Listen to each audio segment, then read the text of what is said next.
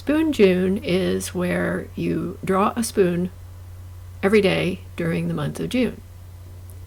I started with a sort of funny looking dessert spoon, and my very first effort, while the structure is fairly wrong, as it turns out, I like the way that the reflections in the metal spoon were captured. This was my first go at this. I haven't been drawing physical objects like this.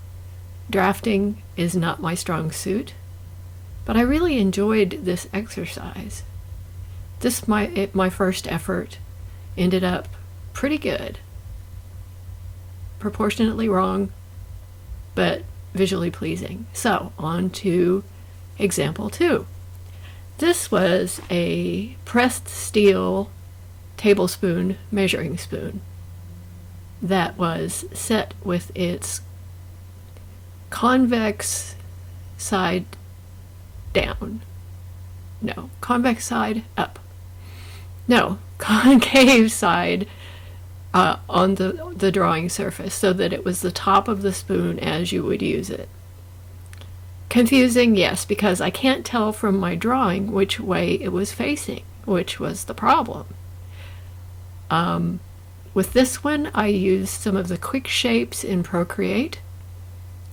And when I got to the point where I was frustrated with the first effort, I turned it so that its concave side was facing up. In other words, upside down, not the way you typically scoop using it.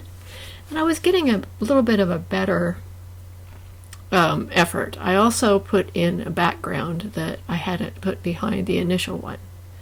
And I was concentrating on this second effort to capture the reflected colors from the environment around it, because that, frankly, is what makes metal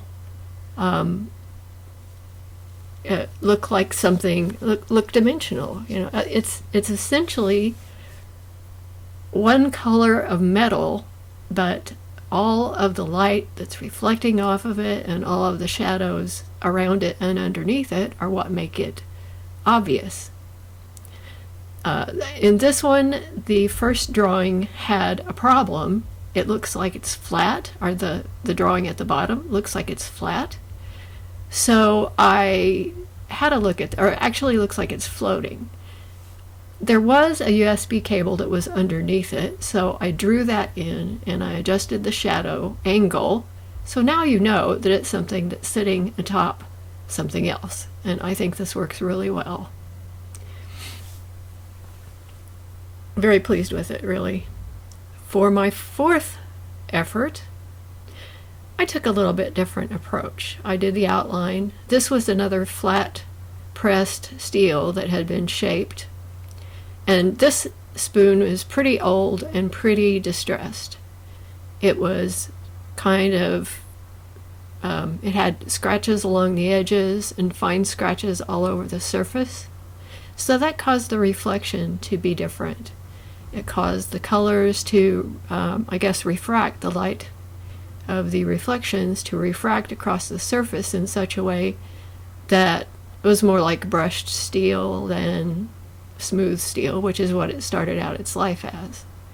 And this was a very quick one. I think I was kind of in the zone, and the highlights and dark and light are a little more simple on this than they were on the others. So this one went really quickly, and really it reads quite well as a spoon. So that is number 4.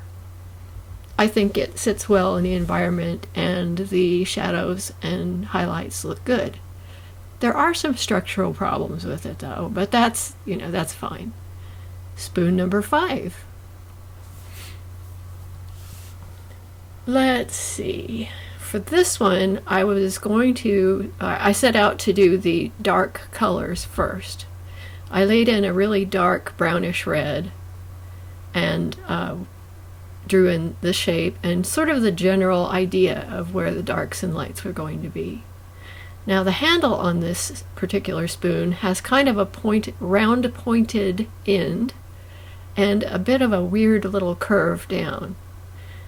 This particular spoon has its business end sitting at the right, the right way, so that you could pick it up and scoop into something. In other words, the concave bottom of the spoon bowl is sitting on the surface.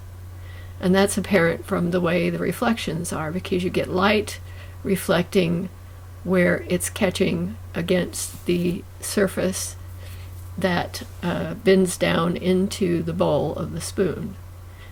I really enjoyed doing this one because there was an interesting mix of softened reflections and hard reflections and highlights, and the fine tracery of scratching that was present in the bowl in particular of the spoon was pretty cool. The reflection comes from a lamp that I have that's an LED light that is a wide bar of LEDs, and so it creates some really interesting specular highlights for the drawings that I've done. But this one is really successful. I managed to correct the angle of the handle in such a way that it looks fine. I'm really happy with this one. And on to the next. The next spoon, let's see, which one was it? I believe this is one that I set up to do in, yes, this one I set up Procreate Symmetry drawing guide. Now, the reason I did that is because I'm not really that great about drafting things. So I used symmetry so I could get the shapes on either side of the Art Deco sort of design of this spoon right. Now, the drawback to that was that you can't really, once you've set it up in symmetry, if you want to, say, use the liquefy tool to move things around, you have to turn the symmetry feature off. And I did that and made some adjustments, but that was, I had a little bit of a learning curve in Procreate there. But between the symmetry, getting the shape more or less like I wanted it, this one was interesting too, because this is an even older spoon with more scratching, fine scratching all over the surface. And so you can see that makes the reflections much duller, and there's a lot more spreading out of the light going on because it's all being caught in all of the fine scratches on the surface. So this was a really interesting one to do, and although it's not exactly right because it's kind of supposed to be kind of in perspective, again, that's something that is apparent now looking at it. But that means that what has happened is that I can now see that is not quite exactly right. And that's one of the things about this exercise. You practice and you say, this is, this feels good, this looks right, this is working out. And yes, it's working out, but there are still some problems. And that's something that the finished product is right there. Again, very happy with that. I think that when I do it again, I will try without symmetry on and see if I can capture it. So the next spoon, I think this is the 6th one that I've done. It's the same spoon that I worked on earlier that has an interesting handle that has a little bit of a curve at the very tip of the handle.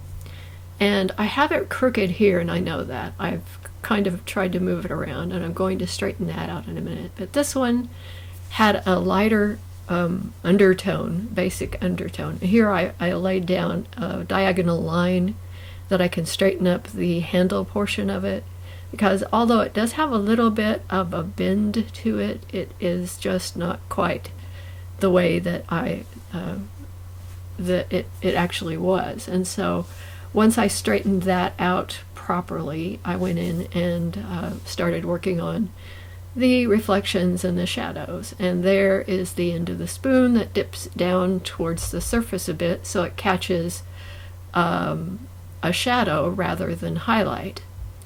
And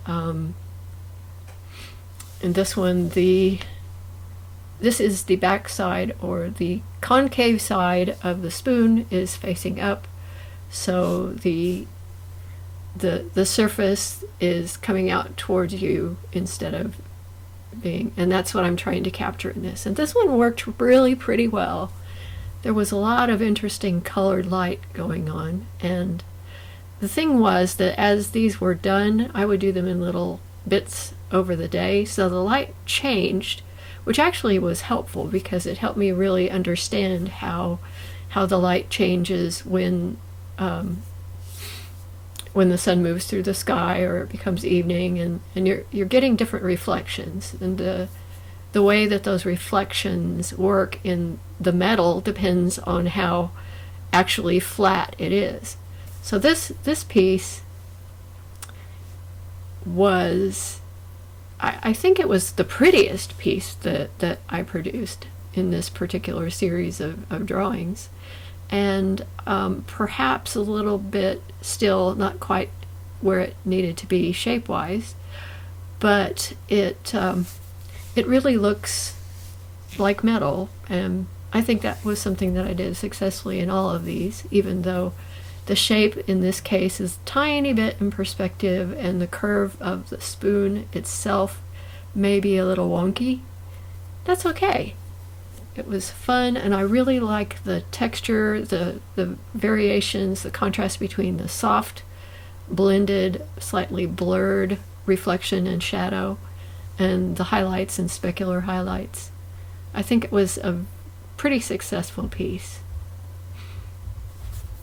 And finally, the last spoon in the series for this was a spoon that is a flat piece of steel that has a what appears to be a metal and wood, but it is actually a piece of plastic handle that used to have chrome where the light bits of the handle, and it's essentially got a couple of rivets through the handle of the spoon into the plastic handle, and as I say, the plastic had been chromed at both ends, but that chrome had completely washed away in use, and so what was left was kind of a slightly yellowish brown ochre sort of color of plastic underneath it